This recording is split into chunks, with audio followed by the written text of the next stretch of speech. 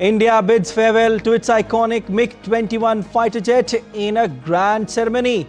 Defence Minister Rajnath Singh hails it as testimony of India-Russia relations.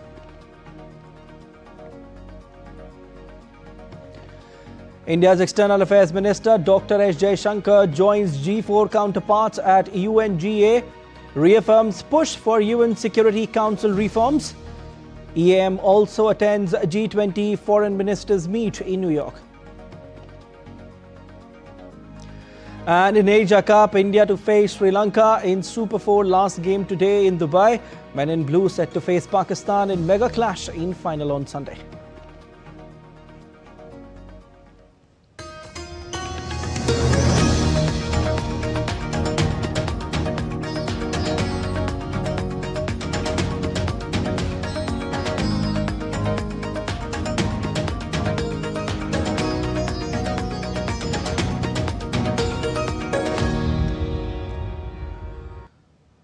India's External Affairs Minister Dr. S. Jaishankar participated in the G4 Foreign Ministers meeting held in New York alongside his counterparts from Japan, Germany and Brazil. The ministers reiterated their long-standing demand for comprehensive reform of the United Nations, particularly the UN Security Council. Dr. Jaishankar, in a post on X, said, and I quote, "Glad to join the G4 Foreign Ministers meeting along with colleagues Takeshi Iwaya, Johan Wadeful and Mauro Vieira in New York today."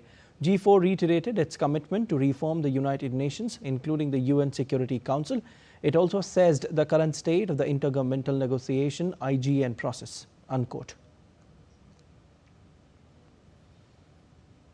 Earlier, Dr. S. Jaishankar called for zero tolerance towards terrorism and urged international communities to avoid any form of accommodation or indifference to terrorist activities. A persistent threat to development is that perennial disruptor of peace, terrorism. It is imperative that the world display neither tolerance nor accommodation to terrorist activities. Given the extensive networking among terrorists, those who act against them on any front actually render a larger service to the international community as a whole. Speaking at the G20 Foreign Ministers meeting in New York on the sidelines of the United Nations General Assembly, Dr. Jaishankar referred to ongoing conflicts like Ukraine and Gaza. Jaishankar said that such geopolitical tensions directly impact global energy, food and fertilizer security, especially in the global south. Our focus today is on the correlation between international peace and global development. In recent times, that is well established, as both deteriorated in parallel. The costs, especially to the global south, in terms of energy, food and fertilizer security, were starkly demonstrated by ongoing conflicts, particularly in Ukraine and Gaza.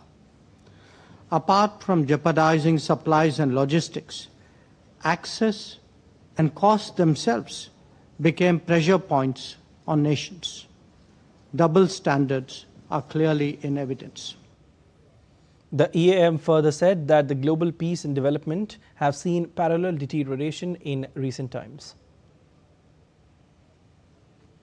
Peace can certainly enable development, but by threatening development, we cannot facilitate peace. Making energy and other essentials more uncertain in an economically fragile situation helps no one. Therefore, the way out is to move the needle towards dialogue and diplomacy, not in the opposite direction towards further complications. Shifting focus now, US President Donald Trump unveiled sweeping new import tariffs, including 100% duties on branded drugs and 25% levies on heavy-duty trucks, set to come into force next week. The latest salvo, which Trump said was to protect the US manufacturing industry and national security, follows wide-ranging duties on trading partners of up to 50% and other targeted levies on imported products such as steel.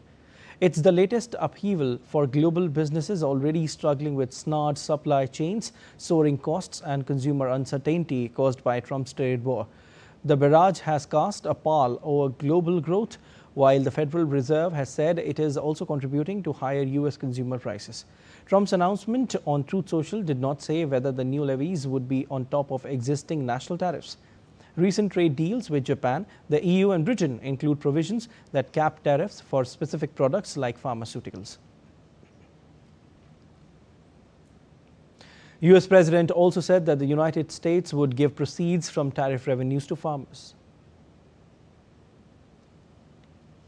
Tariff money that we made, we're going to give it to our farmers, who are, for a little while, going to be hurt until it kicks in. The tariffs kick into their benefit. So we're going to make sure that our farmers are in great shape because we're taking in a lot of money. We're finding, the other day, it was very interesting, they found 31 billion. Meanwhile, the European Union and Japan expressed confidence on Friday that they had secured limits on US tariffs on pharmaceuticals. The European Commission referred to a joint statement agreed with the United States following its end July trade deal. It states that the tariff for pharmaceuticals, semiconductors and lumber would not exceed 15%. Japan also referred to its joint statement with Washington, which said the US tariff rates on Japanese semiconductors and pharmaceuticals would not exceed those applied to others, such as the European Union. President Trump has signed an executive order to facilitate the sale of China-based TikTok to a group of US investors. Vice President J.D. Vance confirmed that the newly formed US-based entity will be valued at approximately $14 billion. Trump also pushed back the enforcement of the law, which would ban TikTok unless its Chinese owners divest to January 20. The delay gives more time to separate TikTok's US assets from its global platform, secure investors, and obtain Beijing's approval. Trump's order says the algorithm will be retrained and monitored by US companies' security partners, and operation of the algorithm will be under the control of the new joint venture. China's influence on the global economy has been growing for years, much to the detriment of US and Europe. And now Beijing is putting even more pressure on countries that have become too dependent. Lars Halter is with Deutsche Welle and joins me from Berlin. Hi, Lars. There's growing panic over the supply of certain resources. What can you tell us?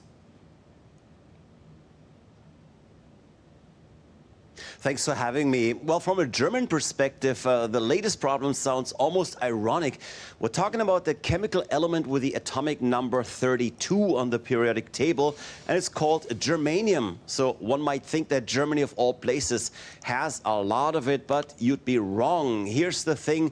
Germanium was first discovered in a mine in the German state of Saxony in the late 19th century, and when a German chemist analyzed it, he gave it the name germanium in honor of its homeland. But Germany doesn't have much of it at all. Most germanium deposits are actually in Mongolia and in China, and global production is absolutely dominated by China, which with that country making up around 83% of world production.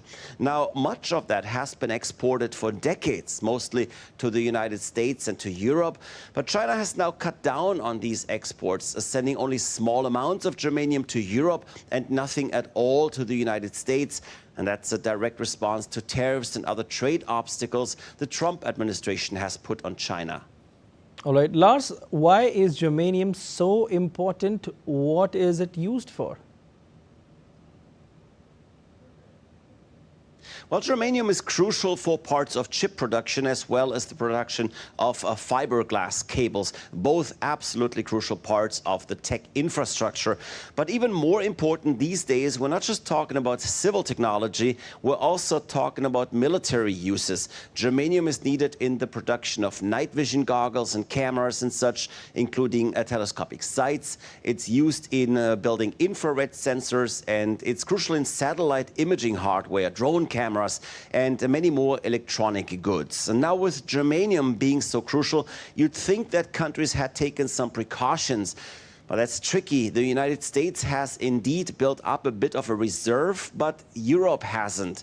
Experts said that the EU should have dealt with that years ago and that now it's too late. Even though Europe is still receiving deliveries of the element, it wouldn't be enough to build up reserves. As a matter of fact, right now, Europe would need about the amount of 1 year's global production to be at a level that would secure business as usual. All right, Lars, we leave it there. Thank you so much.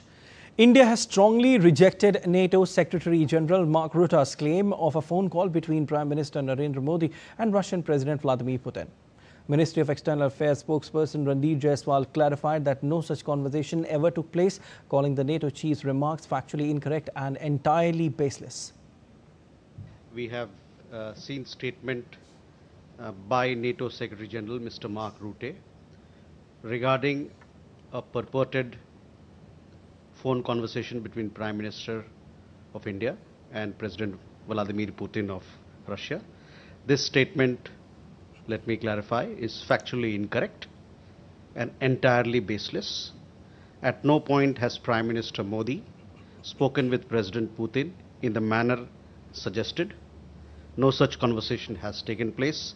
We expect the leadership of an important and esteemed institution like NATO to exercise greater responsibility and accuracy in public statements. Speculative or careless remarks that misrepresent the Prime Minister's engagement or suggest conversations that never occurred are unacceptable. In Philippines, at least 3 people were reported dead in Masbate province as authorities evacuated 400,000 people after severe tropical storm Bualoy battered the country on Friday.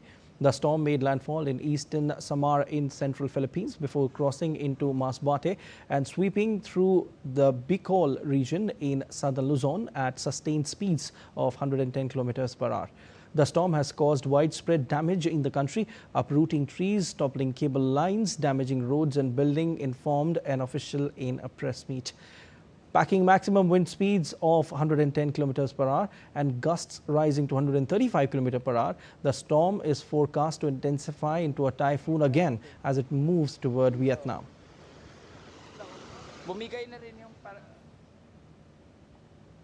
Let's take a look at other stories making news around the world.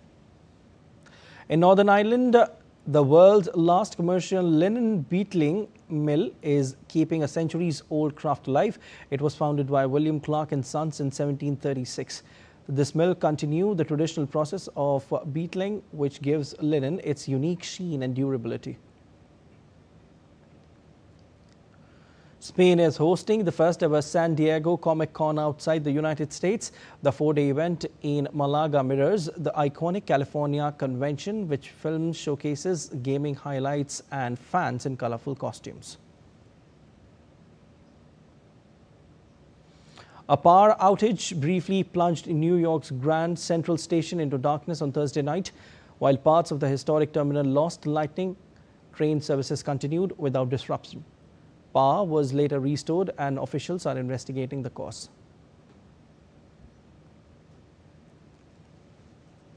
And still to come on this edition of DD India Live. Prime Minister Narendra Modi launches Bihar's Mukhyamantri Mahila Rozgar Yojana.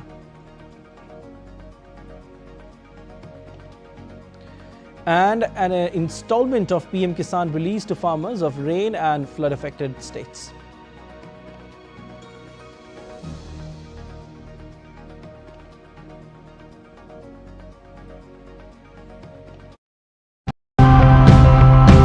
In today's episode, let's take a look at how people are trying to live and survive with these complex emerging challenges. Floodwaters submerge their shelters, snakes move to higher ground, which often means closer to people's homes. When a Sarpa support member rescues a snake, it truly means that the snake is rescued, not captured or injured. When the flowing water becomes muddy and full of sand, it's a sign that there has been heavy rain in the hills and a flood may be on its way. We need a lot of bamboo to make a changhar, from making the pillars, walls, the raised platform to a false ceiling. The main problem is the climate crisis. We've just had a few very wet months, but nature needs all that rain. What we need to secure groundwater capacity is rain in the fall and winter.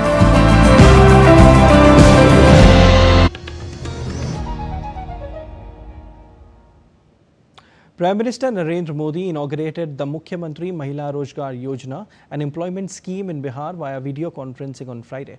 Under the scheme, the first installment of 10,000 rupees per beneficiary through direct benefits transfer will be made to 75 lakh women in the East Indian state of Bihar. So far, 11.5 million women have applied to be the beneficiary of this scheme. After inauguration, Prime Minister Modi also addressed the women beneficiaries of the scheme.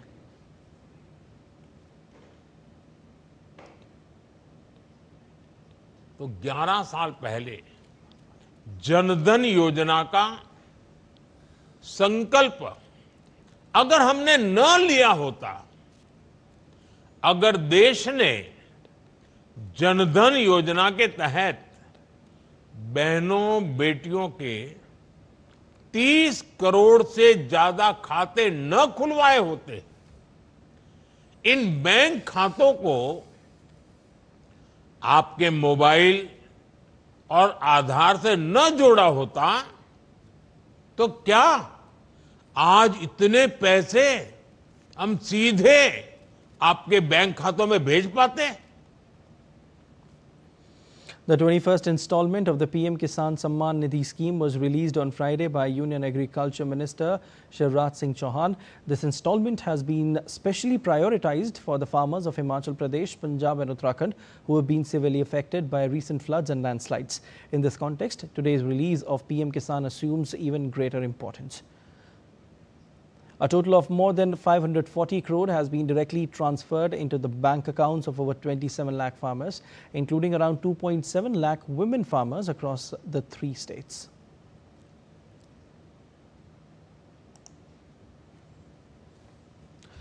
Union Minister of Ports, Shipping and Waterways Sarbananda Sonowal attended the 10th convocation ceremony of the Indian Maritime University at Uttandi near the southern Indian city of Chennai on Friday. As part of the convocation, the minister inaugurated a new ship design, research and development facility at IMU's Vizag campus aimed at nurturing innovation and entrepreneurship. Addressing the convocation ceremony, Minister Sonowal urged graduates to view their degrees not just as symbols of academic achievement, but as a responsibility for society. Highlighting the government's commitment to the maritime sector, he underscored how initiatives like Make in India and Atmanirbhar Bharat have propelled the maritime industry forward over the past decade. For achieving the vision of making India a Bikasit Bharat, an Atmanirbhar Bharat, a $30 trillion economy, we need to become a Bikasit Atmanirbhar maritime nation also by 2047. For the first time ever in the history of independent India, a significant financial outlay of rupees 70,000 crores has been earmarked for the development of our maritime sector. The Indian Air Force on Friday bid farewell to its iconic MiG-21 fighter jets after a service span of 62 years. The final 2 MiG-21 squadrons, the number 23 Panthers and the number 3 Cobras, which together operated around 36 jets, retired in Chandigarh during a decommissioning ceremony.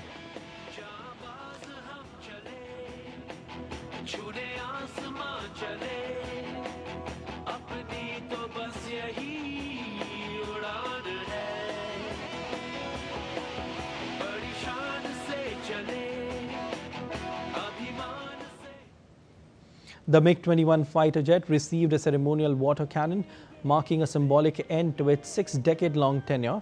The fact that the Soviet-era fighter, with its checkered history, has remained in service for so long is testimony to its enduring capabilities in front line of the Air Force.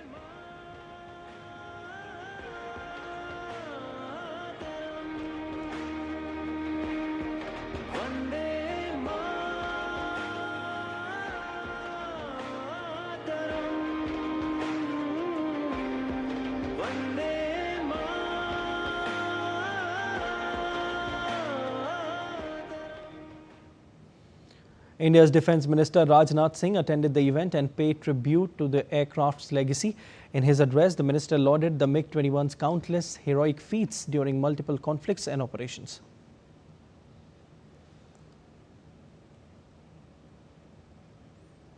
इतने लंबे समय तक MiG-21 अनेक वीरतापूर्ण कृत्यों का साक्षी रहा है।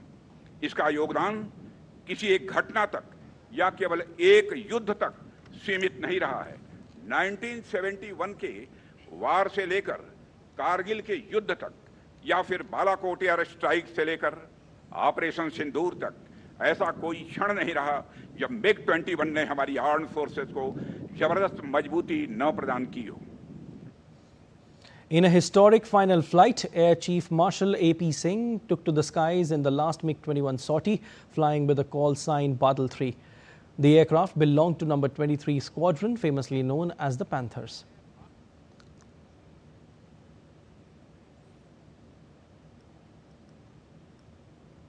The Indian Air Force marked the end of an era on Friday, bidding farewell to the iconic MiG-21 fighter jets in Chandigarh. On this historic occasion, our correspondent Vishal Baristo caught up with retired Group Captain Anupam Banerjee, who reflected on the aircraft's legacy and its crucial role in defending the nation from external aggression. Take a listen.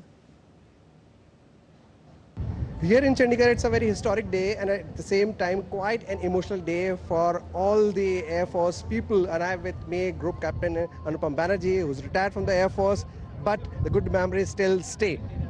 MiG-21 retiring, how's the feeling? It's a mixed feeling. A bird, a friend, which has served the Indian Air Force for 60 plus years and with ultimate glory. Saying goodbye is never easy, but at the same time, life has to move on. We need to move on to the newer pastures. So it's a mixed feeling. Good that MiG-21 is retiring, but saddened that this great bird is not going to fly in the skies of Indian Air Force after 6 decades any longer. From your training days, what are your memories with MiG-21? You see, in our days, we started our fighter training with MiG-21. So it was a quantum jump from the Kirans, which was subsonic, much slower, to MiG-21. For the first time landing at almost 300 plus kilometers per hour, it was a quantum jump. For a 20 plus who was just learning the tricks of the trade, it's a moment which is unforgettable. And the MiG-21's shape, the size, and the legacy. So when you sat in the cockpit for the first time, the goosebumps which I got that day, probably I'm getting it even now. I will say that whenever the MiG-21s are called upon to serve, whether it was 1971, where its moment of glory was that excellent strike on the governor's house, where the East Pakistani leadership was pulverized at a moment when they're in a meeting, the governor's house was struck. It was an unbelievable success. And then came Kargil, and don't forget Balakot, where it earned the reputation of a F-16 slayer. So I guess MiG-21, whenever it was called upon, it did its job.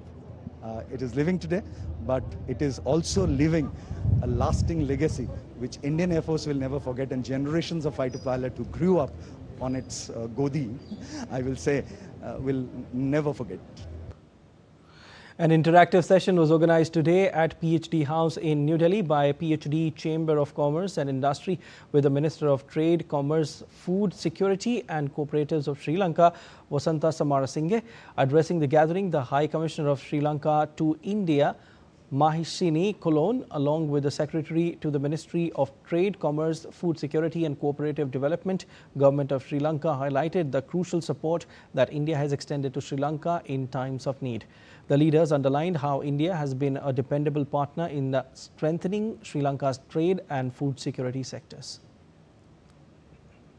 We are going to get knowledge sharing, capacity building, and what the good example and good experience in Indian cooperative sectors, just like Namol and other cooperative food processing and other production cooperative, what they get a good example, just like NCCL and NAFED, what they are doing in cooperative sector in India. But we had a discussion with NAFED and NCCL. We are going to have a technical discussion with their management body, and we have a discussion with the ministerial level discussions and ministers discussion. So we plan to knowledge sharing and experience sharing discussion in further. And in sports, Dubai gears up for another Asia Cup Super 4 clash, but this one carries little weight in terms of qualification. India have already booked their spot in the September 28 final, where they will face arch rivals Pakistan. Sri Lanka, meanwhile, have been eliminated from the race, making this contest effectively a dead rubber. Surya Kumar Yadav's men have stamped their authority in Dubai, defeating Pakistan and Bangladesh in Super 4s. India though will still look to fine-tune their combinations ahead of the title clash. Abhishek Sharma and Shubman Gill continue to provide explosive starts, while Jasprit Bumrah and Kuldeep Yadav remain India's most reliable match winners with the ball. For Sri Lanka, pride is all that remains at stake. Led by Charita Sri Lanka have shown flashes of fight but lacked consistency. The Sri Lankan players have shown promise, but it wasn't enough to take them through.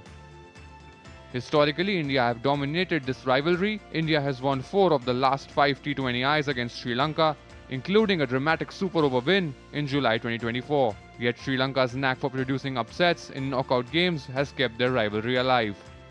India prepare for a high-voltage final against Pakistan, while Sri Lanka play only for pride. Still, fans in Dubai can expect sparks as two cricketing heavyweights share the stage again. India may have cruised into the final unbeaten, but the job is far from done. With form is still to peak and combination to sharpen, the Sri Lanka clash is more about preparation than points. As Suryakumar Yadav's men's eye the ultimate prize on Sunday.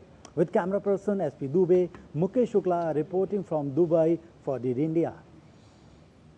That's all for this edition of DD India Live, but let us know your thoughts on the news of the day. For those on the go, you can get all the latest news and updates from India and across the world on DD India mobile app. The app is available on both Android and iOS platforms, and you can scan the QR code on the screen to download now. We'll be back with more news as it breaks here on DD India. I'm Siddharth Bharadwaj from all of us here in Delhi. Thanks for watching DD India Live.